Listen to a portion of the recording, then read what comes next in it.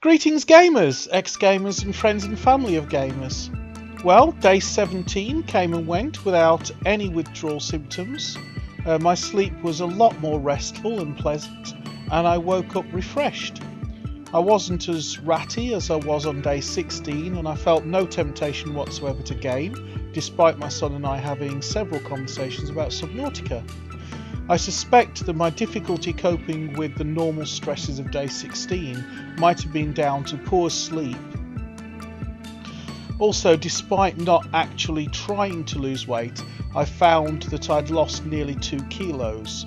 That's just because all the Christmas food is gone and I'm getting back to a more normal eating routine. So maybe the irritability might have been down to a combination of weight loss and tiredness.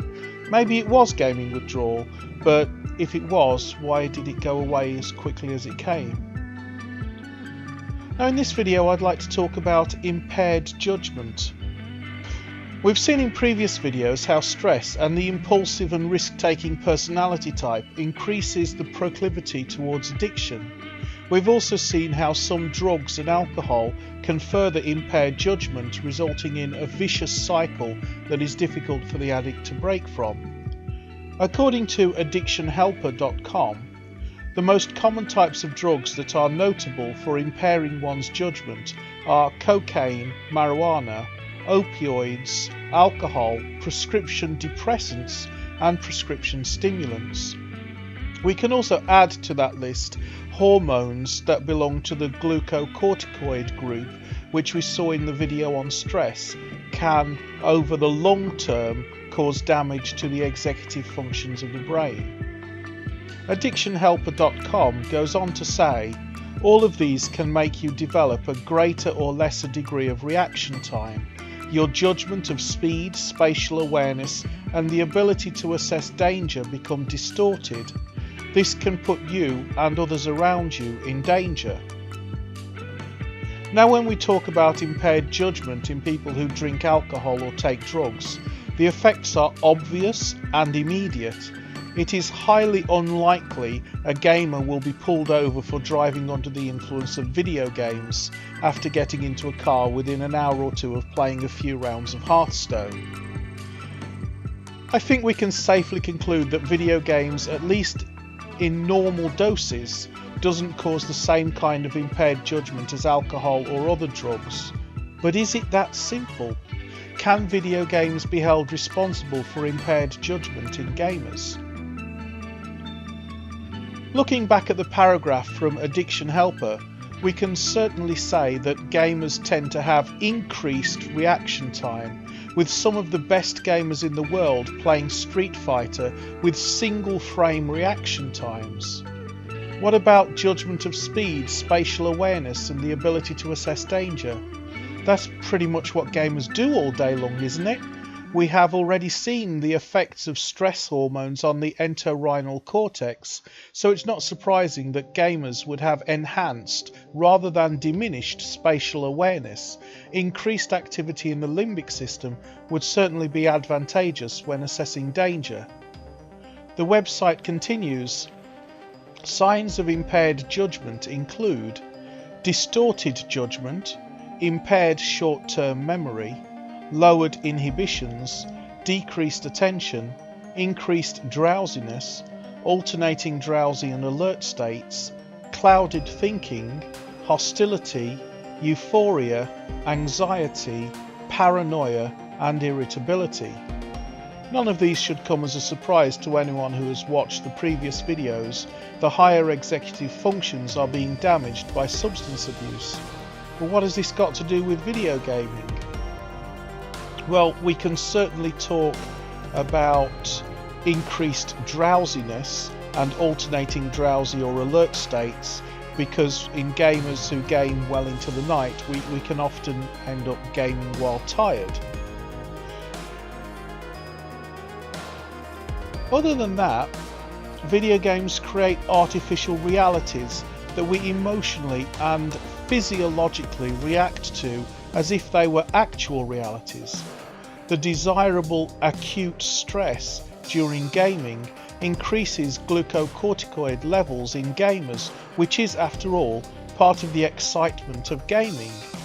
As we saw in the video on stress, even short-term exposure to glucocorticoid levels can impair executive functions, as in a life or death emergency. Careful thought and planning are not biologically advantageous, but quick reaction times, hyper-alertness and high pain threshold is.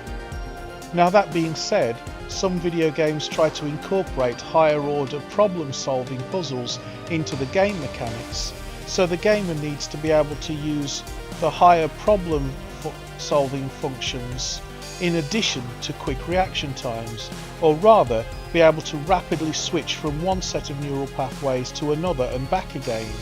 Go here, go there, find this, solve this puzzle, look out for big bad monsters going to eat you. Good, you survived, here's a reward, now quickly get back to what you were doing. The gamer's mind is being constantly trained by the game to quickly switch from one mode to another. Thus the gamer might actually be getting some protection from the negative effects of the brain on consistently high or repeated doses of glucocorticoids, which could give the gamer an advantage in a real life or death situation. As we saw in the stress video, online video games can prove helpful and can form a healthy part of stress management, kicking the body into the recovery phase. However, excessive gaming can cause even greater levels of stresses and therefore maintain permanently high levels of glucocorticoids. Long-term exposure to glucocorticoids can produce brain damage and organ failure. In normal gaming, the gamer will limit the exposure to gaming as soon as he or she feels the gaming is becoming detrimental, and the body can recover from the high levels of stress in the artificially generated life or death struggle. Gamers sometimes refer to this emotional and physical exhaustion from excessive gaming as burnout. Burnout is where a gamer, for no obvious reason, feels sick of the thought of playing video games. The gamer just looks at the vast library of games and can't be bothered to even log on or play any of them, or if they do play them, the fun has gone. Usually a short break from video games, even for a few days, but in the most extreme cases a few years, is what is called for to get the desire to play back. However, when a person games from the moment they wake up until the moment they go to sleep, and sometimes even gaming into sleep time, getting poor quality sleep only to wake up, dose up on high calorie junk food and caffeine to resume gaming, maintaining high levels of glucocorticoids day in, day out, without a break, eventually long-term brain damage in the executive functions could occur in much the same way that they could occur in long-term substance abuse. The high levels of glucocorticoids caused by acute stress in the gaming environment could well explain why gamers experience a loss of time. I'm sure lots of World of Warcraft players can relate to just tidying up inventory and getting some quests out of the quest log after dinner around 7 PM. Then before we notice, family members are saying goodnight and we think, wow, they're going to bed already? Look at the clock under our minimap and notice it's 10 PM.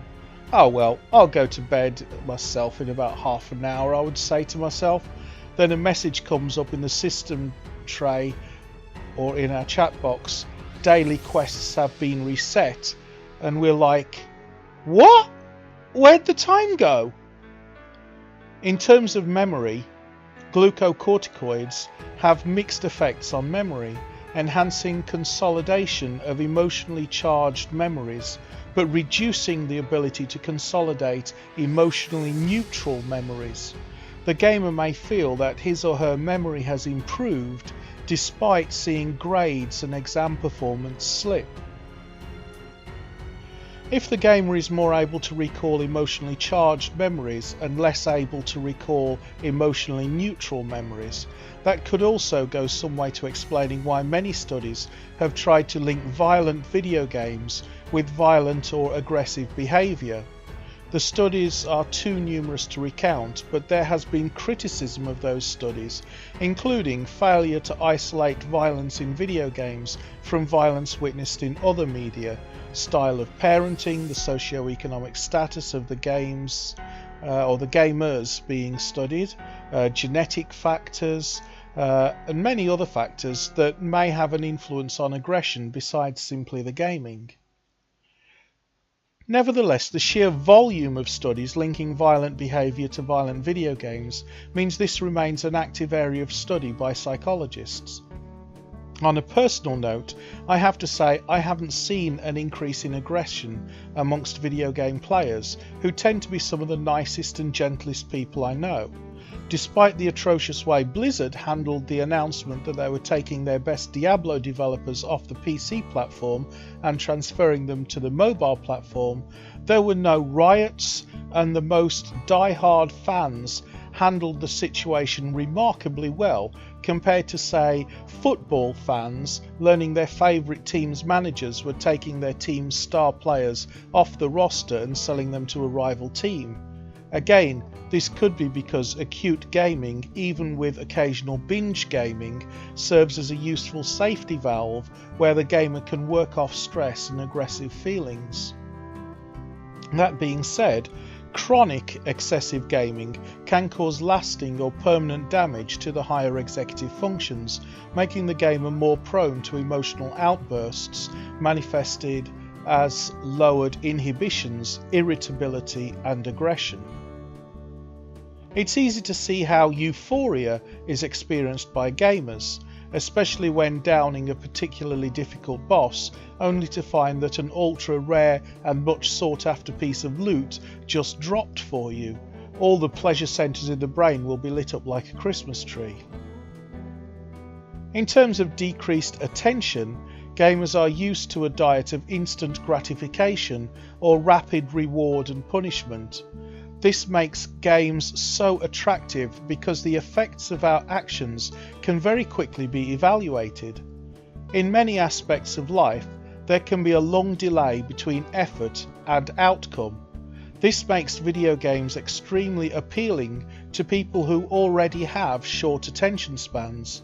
However, a website called Parenting Science points to a study of children by Sandro Franceschini et al. In 2013, which indicated a decline in attention of children in the classroom over time, indicating that heavy gaming doesn't just appeal to people with shorter attention spans, but actively reduces attention span. However, that same study indicated that video games actually increases visual attention and may improve the reading skills of children with dyslexia. According to Tanya J. Peterson, writing for Healthy Place, Dr. Brent Conrad, a clinical psychologist who writes for Tech Addiction, explains in an article that people with higher levels of trait anxiety, aggressive behaviour and neuroticism are at a higher risk for video game addiction. She also explains that there is not a simple cause and effect relationship between anxiety and gaming, but rather a complex relationship where video gaming and anxiety are co-related. So we can sort of tick that one off as well, or perhaps put a question mark on it. Lastly, according to Victoria L. Dunkley, MD, writing for Psychology Today, psychosis is defined by abnormal thinking. This can involve thought content such as hallucinations, delusions, or paranoia, or thought processes, highly disorganized thinking, or feeling like thoughts are blocked. It is typically attributed to the severely mental ill, like schizophrenics, but can also be seen in, quote, normal people under extreme stress. Children in particular are more likely to hallucinate when traumatized, sleep-deprived, or overstimulated. Interactive electronic screen use can cause or mimic all three of these states. So we have managed to tick all the boxes, well, sort of, although it seems that we sometimes had to strain to tick some of them. It seems then that prolonged excessive exposure to video games can, at least in some people, result in some degree of impaired judgment, although not quite in the same way that substance abuse can result in impaired judgment.